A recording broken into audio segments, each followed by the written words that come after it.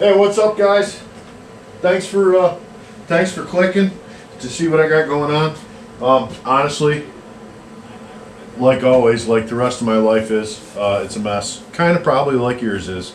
Swapping over trucks, pickup trucks. I got a newer one, so I got to take everything out of the old one, put it on the new one. As far as toolbox, fuel tank, snow plow, but I don't think I'm going to switch the snow plow over right now because I'm up here in Western New York, and we haven't got the winter we usually get. Of course, we don't get any good storms anymore.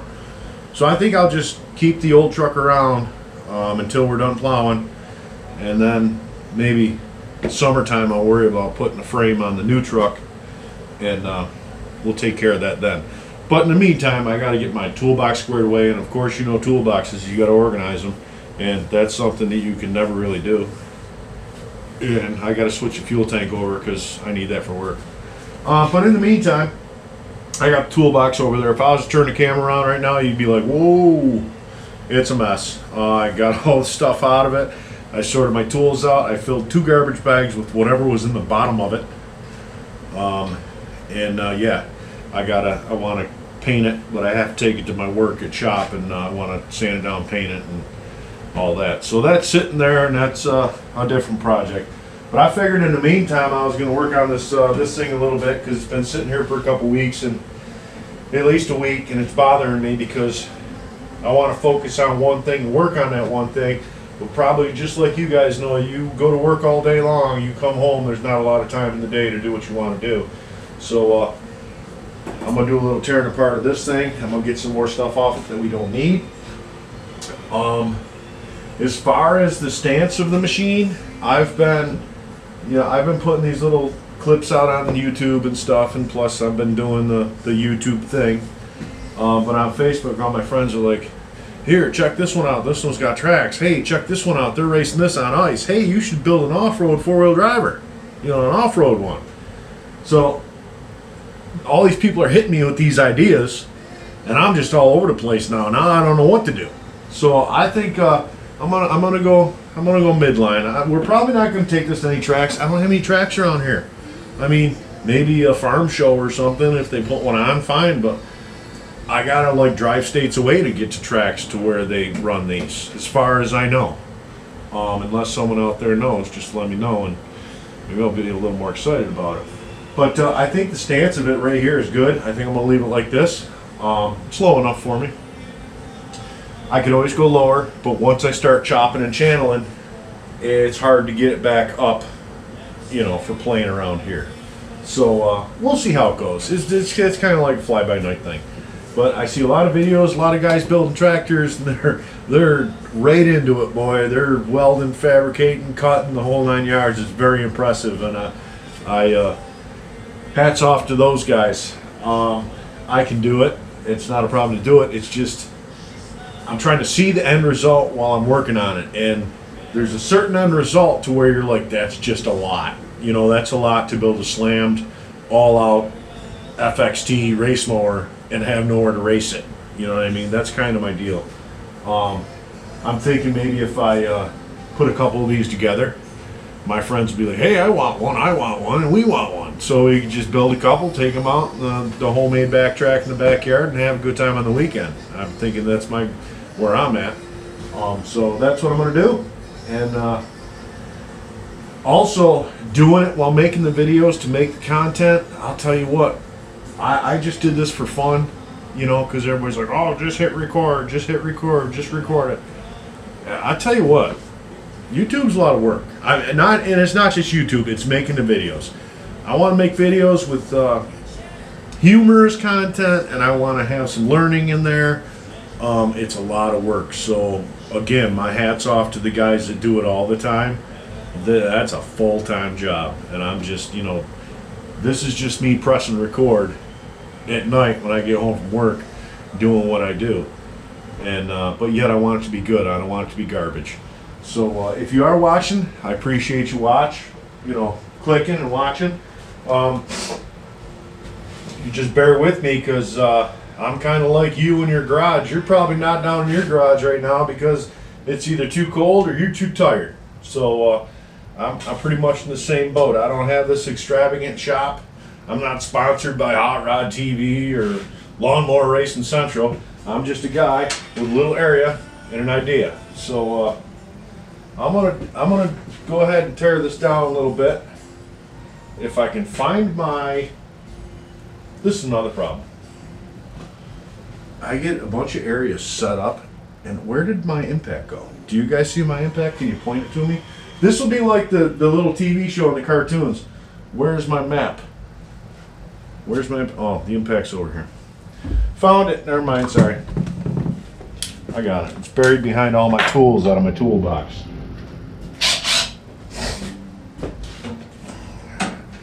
So, I want to rip this handle off because we're not going to need a mower deck handle where we're going. That's for sure. I don't want to totally disassemble this whole thing and get, you know, I don't want to disassemble more than I have to until I get to that specific area. That's kind of my my thought process. I do want to clean it up. Now's not a good time to clean it up because, you know, it's like 28 degrees outside. So it's not like I can just whip it out the door and power wash it. So we're going to do it dirty style. And we've got to get it stripped down. The hardest part, I think the hardest part about all this is stripping it down, because you really have to assess what you're going to need and what you don't need. And I got a pretty good idea of what I do and don't need.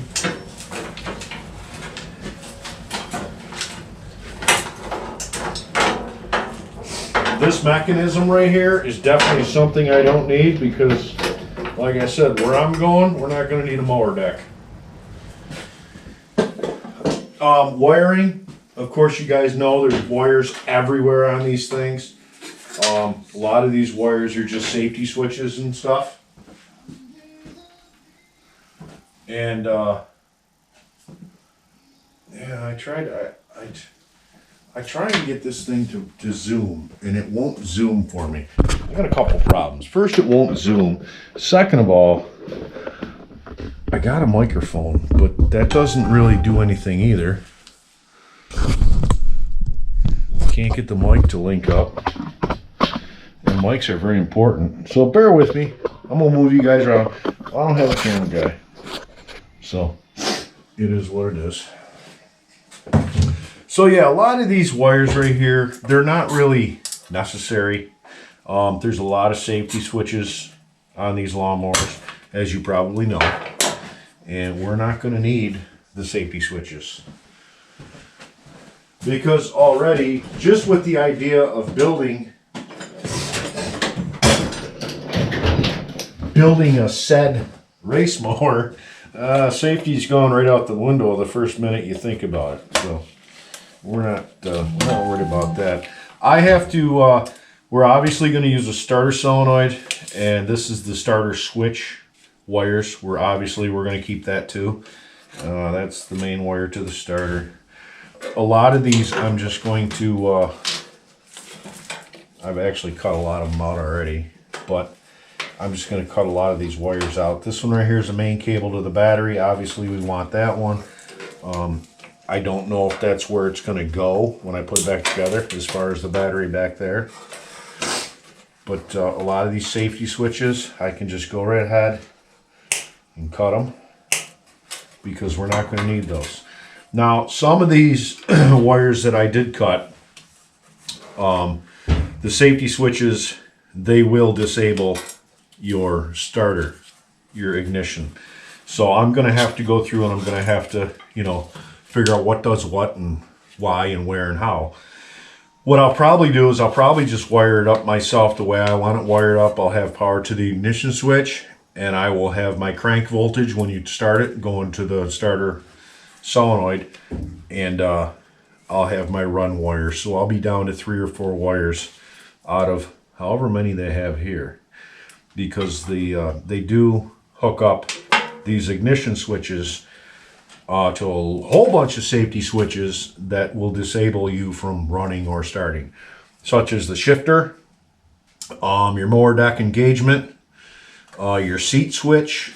All that stuff is locked in to where they don't want the machine to start unless everything's in proper order. That's basically what we're looking at here. Okay, so I'm going to go through that, and luckily I'm pretty good with wires. I don't see a problem with figuring it out. I just need a on, off, crank, start, run situation. Maybe some lights. I might put some lights on it at some point. I don't know. But yeah. So as you can see, there's a mess in here. There was a mouse house at one time, and there's some leaves and stuff like that. I'm going to get all that vacuumed out of there.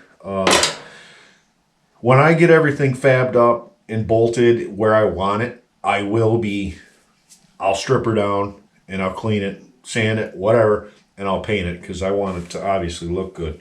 But we're still in the teardown stage. I was hoping to be further along at this point, but like I said, guys, this is it's a lot of work, and I do it on my spare time. So I'm just going to keep plugging away, and I'll keep putting these little short videos up so you guys can watch. If you're thinking about doing this, as long as you have a little spot, you can do it. It's not rocket science. You build to where you want to build to, whatever your level may be. Maybe you just want to take it out back and putt around. Maybe you want to change your pulley sizes between the motor and the rear end and go a little faster, do donuts or something like that. That's great. I mean, it's all about what you want. You build what you want, and that's it. As far as this one, I got a big power plant that's going to go in there, and I'm thinking maybe. I mean, it's not, like I said, it's not going to be a full-out race tractor, but I think it's going to be a handful. So that's for sure. I think at the end of the day, I'm going to have my hands full when I jump on this bad boy and grab the steering wheel and put it in gear, which is fine because that's just fun as long as I don't kill myself. So I'm going to keep going on this, and I'll be back with some updates. I'll do some time lapse so you can watch if you want to. I appreciate you tuning in, and if you're doing the same thing I am, we're learning together. So if you have any comments or something you want to throw at me or questions, I can answer some questions. When it comes to race tractors, I'm not the race tractor guru. There's a lot of guys out there on YouTube that know what they're doing, and but at this point, I'm just experimenting. All right, so. Thanks for watching, and we'll catch you later. The rear drive pulley is key because this is one of the things that you're going to have to change for your gearing. If you want to make it faster, your mower faster, which we all do, you're going to have to change your pulleys. There's a great place if you go on the internet and you just Google race mower pulley sizes. There's a couple places that pop up that have it all figured out for you. They break it all down, and they'll tell you what size on the rear, what size on the engine to get the speed you're looking for. I would really love to be able to put a centrifugal clutch on this. That would be awesome, because then you could just get on the gas and go, you know what I mean? But there is a little clip on top of this pulley that holds the pulley to the shaft. It's this little guy right here, and that's what basically holds you on the shaft. And then you have a keyway, of course. I just want to pop this off because I want to measure this, and I know this is a lot bigger than the one I'm going to put back on it, but I have to get the shaft size so I know what pulley to look for. Oh, look at the mess down there. That's just, that's all part of lawnmowers right there. See? Probably got a little mouse house in there. And this is stuff that people with regular lawnmowers don't look at and think about. But, it's terrible. That's not good for that gearbox. The gearbox don't like all this. So we'll get all that cleaned up.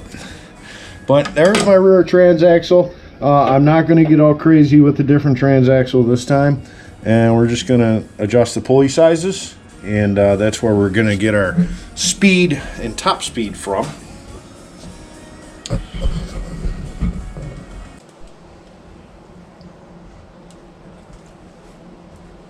I'm going to get the old shop vac, get all this garbage cleaned out.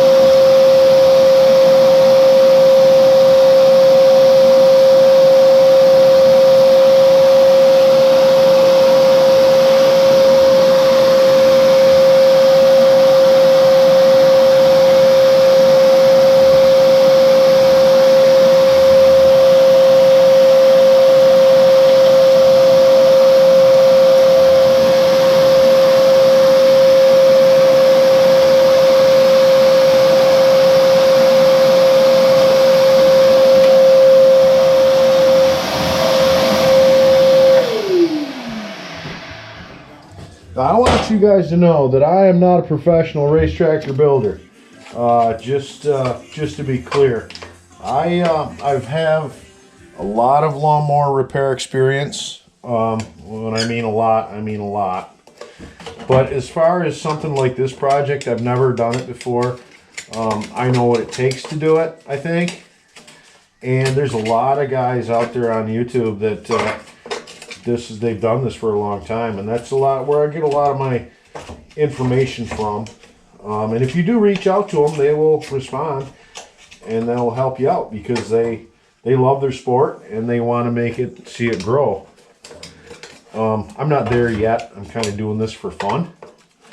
But if I was like around the area where these guys are racing every weekend, I would so be full bore into it. But this is kind of a budget build, and I see when I picked this tractor up, I picked it up for pretty much parts, or I was gonna fix it up and flip it. And the longer I seen it sit here in the garage, I was like, man, that's a sleek looking tractor. You know, that'd be cool if that was slammed, and you know, if that was that'd be a good little candidate for a race mower. So then I started researching about it, about these race tractors. And I noticed a lot of them are Craftsman's, and I'm like, I don't understand why. You know, why is everybody running Craftsman's?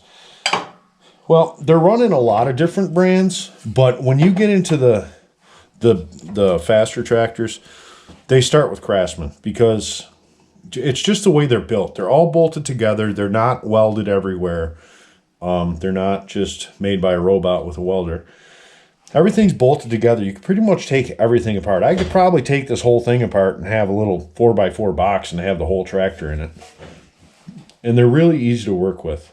So if you just stumbled across this video and you're wondering who this guy is, I'm just telling you that if you're thinking to do something about this, if you can get your hands on a little Craftsman, this is an LT 1500, I believe.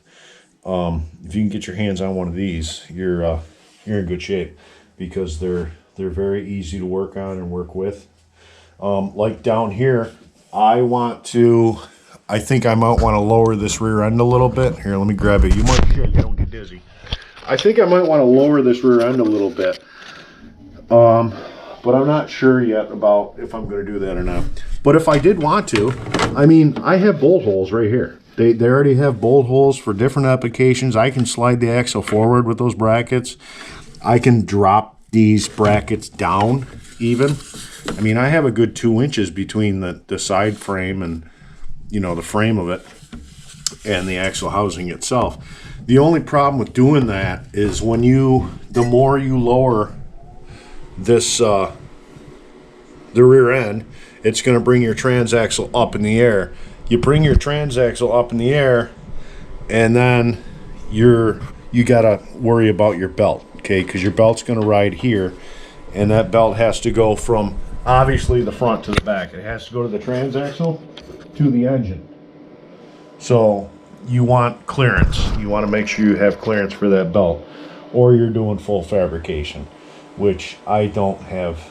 I mean, I want to, but I don't really have the time to do it yet. So this is the original belt. Obviously, we're not going to be using that because that's going to be too long. If I change my pulley sizes, I'm going to need a shorter belt. I'm going to get the shop back out a little bit more. I'm going to concentrate on cleaning, I think, for the rest of the night. I'm going to get everything all cleaned up so I can work on it and see what I'm doing. And yeah, let's get after it, I guess. You know, many projects, you start a project. I've started many projects and they've sat for a while. It's just hard to keep focused on it with everyday life and, you know, your day job and time, and if you have a family, if you have kids, it makes it hard. I understand that. That's all good, man. Family first, right? So, but when I lose inspiration, I take these, I take the fenders and I put the fenders on this. Now, what? If I let me put you down here, and you'll see what I'm talking about. I think. All right. So, say I'm looking at this thing. I'm walking by it in the garage on the way out. You know, I come home from work, or I had to work in the morning, and I'm looking and go, what is this mess in the corner? Really, what I have to do for inspiration is basically this simple. I take the rear fenders, because I got them to where I think they need to sit.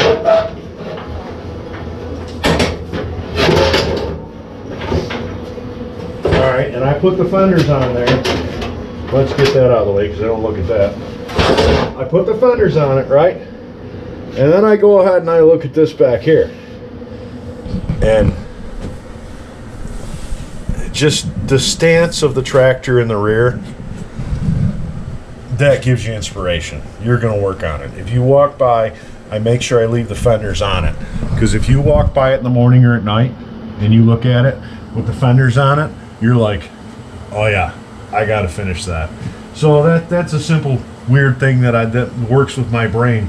I make sure when it's sitting here and I'm not working on it, I leave the fenders on it, because that gives me inspiration to come back after it, because I'm like, that's going to look cool. I got to get that done. So, you know, a little bit at a time, guys. It's not something. I don't have monster sponsors. I don't have a whole lot of material here to fabricate. I have to make lists of what I need, and then I got to get bits and pieces and stuff like that and piece it together. I wish I could just walk over to the wall and get all the steel I need and bust out my welder and go at it, but this isn't that kind of operation here. It's a budget build, and it is what it is. So I think until next time, I got to come up with my next step. I'm sorry, but I'm flying by, you know, I'm going step by step. I don't have it all planned out. Like I said, it's not a TV series. So until my next step, that's going to be it for tonight. I got to go eat some dinner. It's late, and take a shower and get ready for tomorrow. So I appreciate you guys for clicking and watching. I really appreciate it. And if I learn anything, and while I learn things, I will share it with you. All right. Have a good night. See you later.